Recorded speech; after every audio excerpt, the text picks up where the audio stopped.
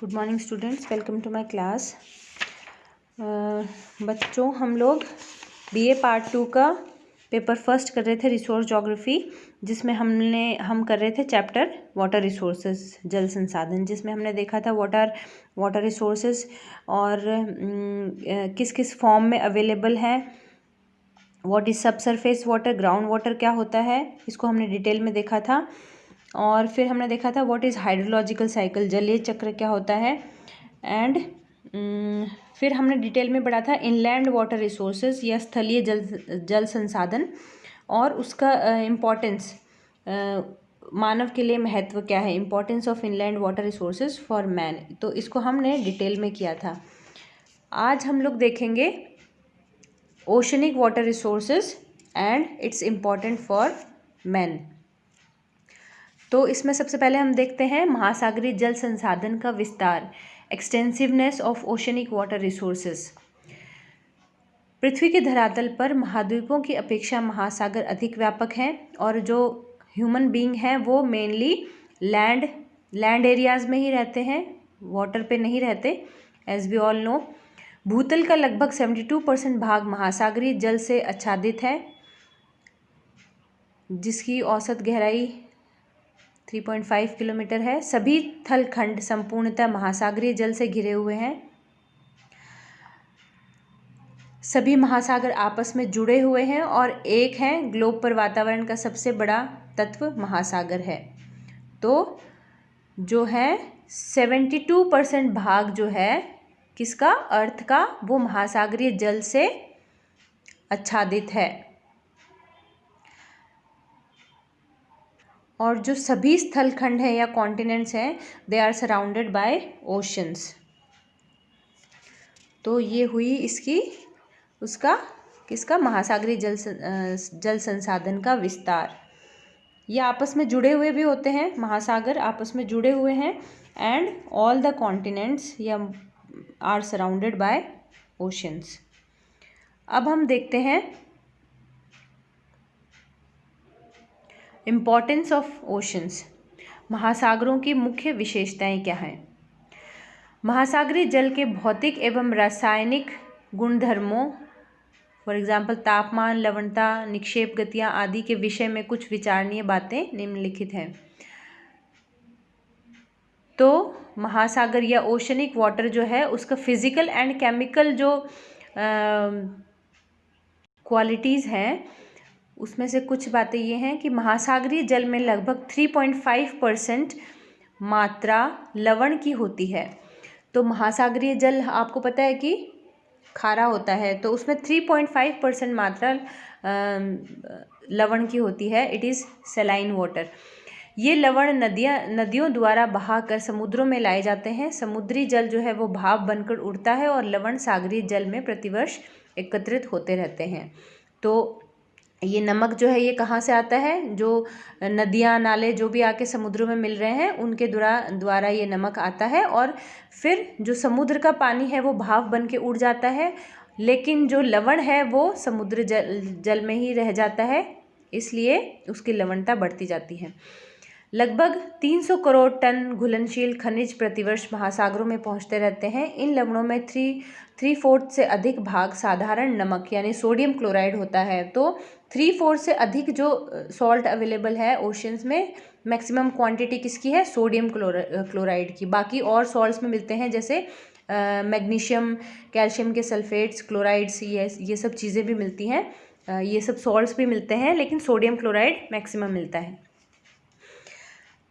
महासागरों की सतह के जल का तापमान उष्णकटिबंध में ऊंचा लगभग 26.5 डिग्री सेल्सियस, समशीतोष्ण कटिबंध में मध्यम लगभग 15.5 डिग्री सेल्सियस और उपध्रुवीय क्षेत्रों में नीचा लगभग 1.11 डिग्री सेल्सियस रहता है। तो महासागरों की जो सतह की जल का जो तापमान होता है, it depends on the latitudes. तो इक्वेटर से जब हम नॉर्थ पोल की तरफ जाएंगे तो जो ओशनिक वाटर सरफेस का जो टेम्परेचर है वो डिक्रीज़ होता जाएगा, जैसे कि इन्होंने बताया है कि जो इक्वेटर है, उष्णकटिबंध जो क्षेत्र है, वहाँ पे लगभग 26.5 डिग्री सेल्सियस मिलेगा। फिर जो टेम्परेट जोन है वहाँ पे 15.5 डिग्री सेल्सियस मिलेगा, और जो पोलर जोन्स हैं वहाँ पे और भी कम हो जाएगा, 1.11 डिग्री सेल्सियस के करीब होता है। सतह से गहराई की ओर जल का तापमान तेजी से गिरता है और 700 फैथम की गहराई के नीचे सभी जगह तापमान 4.3 डिग्री सेल्सियस से नीचा रहता है। ये तो हमने बात की लैटिट्यूड्स की, कि लैटिट्यूड्स इक्वेटर से जब हम पोल्स की तरफ जाते हैं तो टेम्परेचर डिक्रीज़ होता है। अब आगे हम देखते हैं कि जो सतह से हम गहराई की तरफ जाएंगे तब भी टेम्परेचर डिक्रीज़ होता है, और 700 फैथम की गहराई के बाद लगभग जो टेम्परेचर है वो रहता है 4.3 डिग्री सेल्सियस से कम ही रहता है। महासागरीय जल का घनत्व सामान्य जल के घनत्व से कुछ अधिक होता है। 1 घन फुट सामान्य जल का भार 62.5 पौंड होता है, जबकि समुद्री जल का भार 64 पौंड होता है। महासागर के गहरे भागों में जल का दबाव बहुत बढ़ जाता है और अति गर्तों में दबाव लगभग 6 टन प्रति वर्ग इंच हो जाता है। तो महासागरीय जल जो है उसका घनत्व सामान्य जल से ज़्यादा होता है। इसका रीज़न क्या हो सकता है? Availability of salts. महासागरीय तलों पर 2 प्रकार के निक्षेप होते हैं। निक्षेप मतलब डिपोजिशंस। जो महासागरीय तल हैं, फ्लोर हैं, वहाँ पे 2 प्रकार से निक्षेप या डिपोजिशंस हो सकते हैं। पहला है भूमिज या स्थलजात निक्षेप, टेरिजिनस डिपॉजिट्स, जो नदियों या समुद्री लहरों द्वारा बहाकर लाए गए पदार्थ जैसे बजरी, रेत, दोमट, कीचड़ और प्रवाल होते हैं। और जो दूसरे जो टाइप के डिपोजिशंस होते हैं वो होते हैं पैलेजिक डिपॉजिट्स, जो महाद्वीपीय तट से बहुत दूर होते हैं। इनमें ज्वालामुखी धूल से बनी चिकनी मिट्टी तथा मृतक पौधों और जंतुओं के शरीरों से बनी सिंधु पंख ऊजेस होते हैं। तो 2 प्रकार के डिपोजिशंस होते हैं ओशनिक फ्लोर पर, टेरिजिनस डिपॉजिट्स एंड पैलेजिक डिपॉजिट्स। टेरिजिनस डिपॉजिट्स या स्थलजात निक्षेप होते हैं, उसमें जो नदियों के द्वारा बजरी, रेत, कीचड़ ये सब डिपोजिशंस होते हैं, मिट्टी वगैरह, sand, different types of Sands, ये सब डिपोजिशंस होते हैं। और पैलेजिक डिपॉजिट्स होते हैं वो दूर से आते हैं, और उसमें क्या क्या होता है? मेनली जो ज्वालामुखी की धूल होती है उससे बनी चिकनी मिट्टी और डेड प्लांट्स एंड एनिमल्स, तो उनको क्या बोलते हैं? ऊजेस। तो उनका डिपोजिशन होता है। तो 2 प्रकार के डिपोजिशन हो गए, टेरिजिनस एंड पैलेजिक।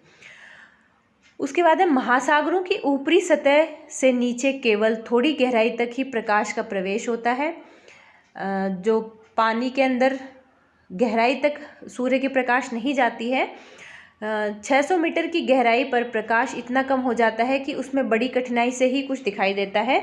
1 किलोमीटर की गहराई पर केवल फॉस्फोरेसेंट जंतुओं के शरीर से निकलने वाला फॉस्फोरस का प्रकाश होता है, अन्यथा घोर अंधेरा होता है। तो सूर्य की प्रकाश कुछ गहराई तक ही जाती है।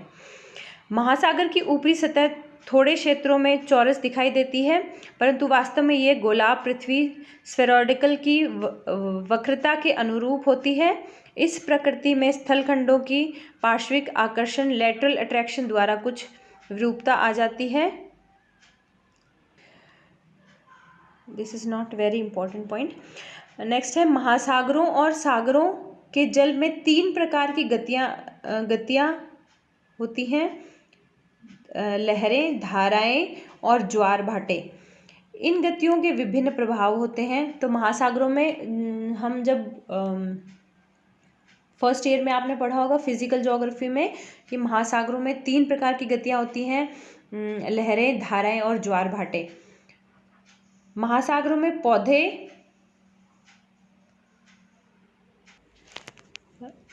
में पौधों और जंतुओं की असंख्य नस्लें होती हैं, जो जल के तापमान, खारापन, बहने की गति, तलछट आदि कारकों के अनुसार होते हैं। इनमें सबसे कम विकसित प्रकार के आरंभिक प्रोटोजोआ से लेकर मैमल्स तक होते हैं।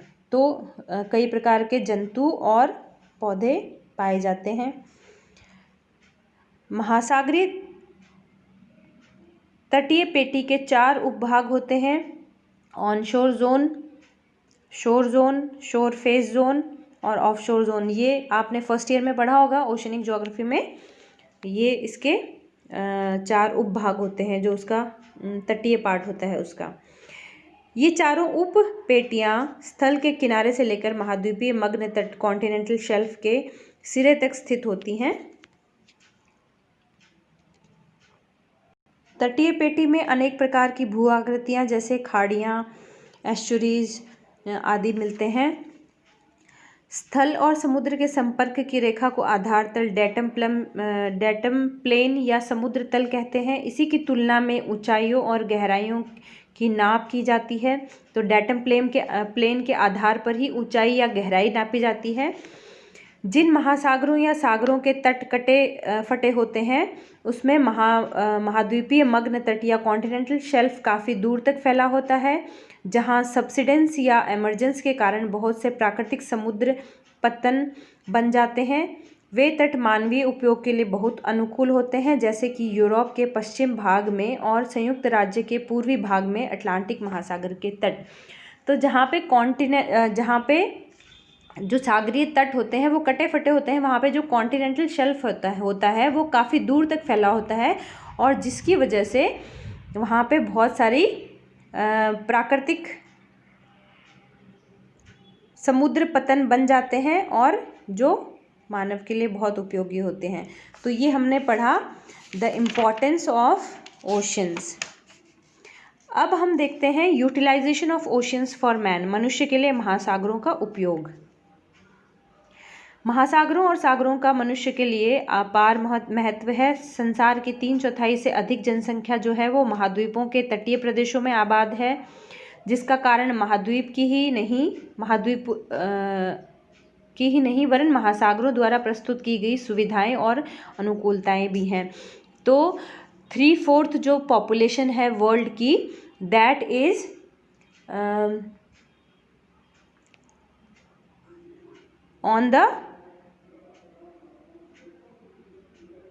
Is staying near the oceans. तो संसार में जो मानव के लिए महासागरों के मुख्यतः निम्नलिखित उपयोग हैं। क्या क्या उपयोग है ये हम देखते हैं। महासागरों का प्रभाव जलवायु पर होता है, इसके द्वारा ये मानव की सबसे बड़ी सेवा करते हैं। महाद्वीपों पर वर्षा का मूल स्रोत महासागर ही है। वे तापमान को भी मृदुल और नियमित करते हैं। तो महासागरों का सबसे पहले जलवायु पे या क्लाइमेट पे सबसे ज़्यादा इफ़ेक्ट होता है, और यही ह्यूमन बीइंग के लिए वहाँ पे सेटलमेंट्स इसीलिए ज़्यादा होते हैं क्योंकि जहाँ पे ओशंस आसपास होते हैं वहाँ पे टेम्परेचर या जो क्लाइमेट है या वेदर है that is very optimum temperature होता है। मतलब ना तो एक्सट्रीम टेम्परेचर नहीं मिलेगा ओशनिक एरियाज़ के आसपास। जहाँ पे पानी की अवेलेबिलिटी होगी वहाँ पे एक्सट्रीम टेम्परेचर नहीं मिलेगा। ना तो ज़्यादा ठंड होती है ना ज़्यादा गर्मी। महासागरों की समीपता मानव के स्वास्थ्य के लिए अनुकूल है। महासागरों से कुछ खनिज पदार्थ और रासायनिक पदार्थों की प्राप्ति होती है। तो खनिज पदार्थ और केमिकल रिसोर्सेज भी मिलते हैं, मिनरल रिसोर्सेज भी मिलते हैं, और जो फिशिंग के द्वारा हमें फूड प्रोडक्ट्स भी मिलते हैं। व्यापारिक परिवहन, विशेषतः अंतर्राष्ट्रीय परिवहन 98% महासागरों द्वारा ही होता है। तो जो हमारे ट्रेड हैं वो मेनली इंटरनेशनल परिवहन से ही होता है। 98% जो है navigation that is through oceans, 98% उस पर डिपेंड करती है, ओशंस पे। सागरों द्वारा मनोरंजन, खेल, तैरने, नाव चलाना आदि होता है। महासागर जो है संभावित विभव ऊर्जा के भंडार हैं। लहरों और ज्वार भाटों से उद्योगों को चलाने के लिए शक्ति उत्पन्न की जाती है। तो महासागरों की जो ओशनिक वेव्स होती हैं उनके द्वारा एनर्जी भी प्रोड्यूस होती है। फॉर एग्जांपल वेव्स के द्वारा होती है और टाइड्स के द्वारा भी। महासागरों का मानवीय सभ्यता पर गहरा प्रभाव होता है। एज वी ऑल नो, जो पुरानी सिविलाइजेशंस थी they were mainly dependent on oceans. वो उनके आसपास ही मिलती थी, जहाँ पानी की अवेलेबिलिटी होती थी वहीं मिलते थे सिविलाइजेशंस। महासागरीय तटवर्ती प्रदेशों के लोगों की नाविक शक्ति का विकास होता है और दूरस्थ देशों की नई आबादियों या साम्राज्यों की स्थापना होती है। महासागरीय जल के द्वारा समुद्र पत्तनों और तटीय नगरों के मैले और गंदगी की सफाई होती रहती है। कूड़े करकट और नालियों की गंदगी को जल बहा ले जाता है। तो ये सारे इसके यूटिलाइजेशन हो गए, किसके, ओशंस। अब हम देखते हैं effects of oceans on climate, महासागरों का जलवायु पर प्रभाव। जैसे कि हमें पता है संसार की समस्त मानवीय जनसंख्या तथा समस्त पशु जगत जो है उनका भोजन वनस्पति से प्राप्त होता है और वनस्पति की उत्पत्ति वर्षा से नियंत्रित होती है। जहाँ पर वर्षा कम होगी वहाँ पर नदियों, झीलों, कुओं आदि में जल वर्षा से ही आता है और वर्षा का जो मूल स्रोत है वो है महासागर। वो कैसे कि महासागरों का जो जल जो है वो भाप बनकर ऊपर उठता है, बादलों के रूप में बादल बनते हैं और स्थलखंडों पर बरसता है। वर्षा का जल जो है, जैसे हाइड्रोलॉजिकल साइकिल में हमने पढ़ा था कि कुछ बहकर नदियों नहरों में चला जाता है और कुछ जो है वो भूमि में रिस कर ग्राउंड वाटर के फॉर्म में चला जाता है। कुछ जो है वो वापस भाप बनकर बादल बना लेता है और कुछ जो है वो बहकर रन ऑफ के थ्रू ग्राउंड वाटर में चला जाता है। कुछ जो है वो बहकर ओशंस में मिल जाता है वापस। तो ये जल चक्र लगातार चलता रहता है और एक कभी न समाप्त होने वाला अक्षय संसाधन बन जाता है। जिन प्रदेशों में महासागरों से पवनें नहीं आती हैं उनकी जलवायु अर्धशुष्क या शुष्क होती है। तो महासागरों का क्या फ़ायदा है कि वहाँ पे निरंतर या लगातार वर्षा होती रहती है, क्योंकि पानी की अवेलेबिलिटी होती है, वाष्प के फॉर्म में बादल बनता है, बादल से बारिश होती है और ये हाइड्रोलॉजिकल साइकिल जो है वो लगातार निरंतर चलती रहती है। तो सबसे मेजर इफेक्ट क्या हुआ ओशंस का कि उसके द्वारा प्रेसिपिटेशन होती है या वर्षा होती है। महासागर तापमानों को मृदुल बनाते हैं। ऑप्टिमम क्लाइमेट्स जो हैं वो मिलते हैं, ना तो ज़्यादा ठंड होती है ना ज़्यादा गर्मी होती है महासागरीय तटों पर। और जो वार्षिक और दैनिक तापांतर वहाँ पे कम मिलेंगे, क्योंकि टेम्परेचर डिफरेंस कम मिलेगा, क्योंकि एक्सट्रीम टेम्परेचर नहीं होता है। और जो महासागरीय धाराएं हैं उनके द्वारा भी महाद्वीपीय तटों का तापमान नियंत्रित रहता है। फॉर एग्जाम्पल अटलांटिक महासागर में गल्फ स्ट्रीम के कारण उत्तरी अमेरिका के पूर्वी तट, पश्चिमी यूरोप, ब्रिटिश द्वीपों और नॉर्वे के पश्चिमी समुद्र पतन जाड़े की ऋतु में भी व्यापार के लिए खुले रहते हैं, क्योंकि वहाँ पे गल्फ स्ट्रीम जो कि एक वार्म करंट है, तो उसकी वजह से टेम्परेचर ऑप्टिमम रहता है। मौसमी पवनों जैसे मानसूनों का और दैनिक समुद्री पवनों और वर्ष भर एक ही दिशा में चलने वाली समुद्री पवनों का प्रभाव भी स्थलों के तापमान को मृदुल बनाता है, जिसमें मनुष्य अधिक देर तक शारीरिक और मानसिक कार्य कर सकता है। तो ये हो गया effects of oceans on climate, जिसमें हमने क्या देखा। सबसे पहले तो प्रेसिपिटेशन, जो बारिश होती है या वर्षा होती है वो किसकी वजह से होती है, ओशनिक वाटर की वजह से। हाइड्रोलॉजिकल साइकिल जो है वो रेगुलर चलती रहती है। फिर हमने देखा कि जो टेम्परेचर डिफरेंस है दिन और रात का, और वार्षिक और दैनिक तापांतर भी जो है वो भी बहुत कम होता है, वहाँ पर एक्सट्रीम टेम्परेचर नहीं मिलता है। और फिर हमने देखा कि जो महाद्वीपीय धाराएं हैं उनका भी बहुत इम्पॉर्टेंट रोल होता है। मैंने एग्जांपल बताया गल्फ स्ट्रीम का, जिसकी वजह से टेम्परेचर वहाँ पे ऑप्टिमम रहता है।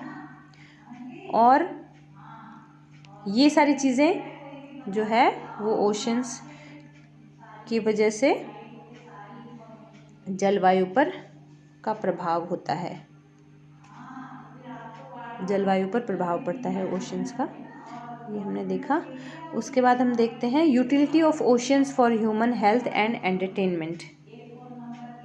मानव स्वास्थ्य और मनोरंजन के लिए महासागरों की उपादेयता।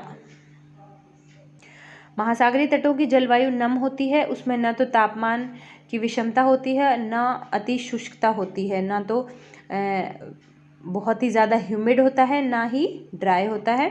तो ये तटीय प्रदेशों में सभी ऋतुओं की जलवायु जो है वो मानवीय स्वास्थ्य के लिए अनुकूल होती है। तो इसकी मुख्य विशेषताएं क्या हुई? तटीय जलवायु की तापमान की समता, आवश्यक मात्रा में आर्द्रता और वायुमंडलीय परिवर्तनशीलता।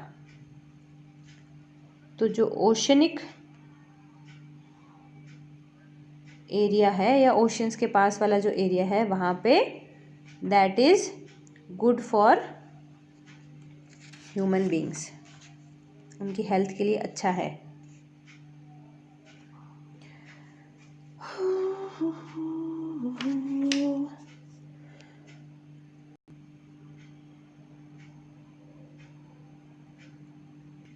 जो सबसे अधिक परिवहन है वो उत्तरी अटलांटिक और उत्तरी पैसिफिक महासागरों में होता है।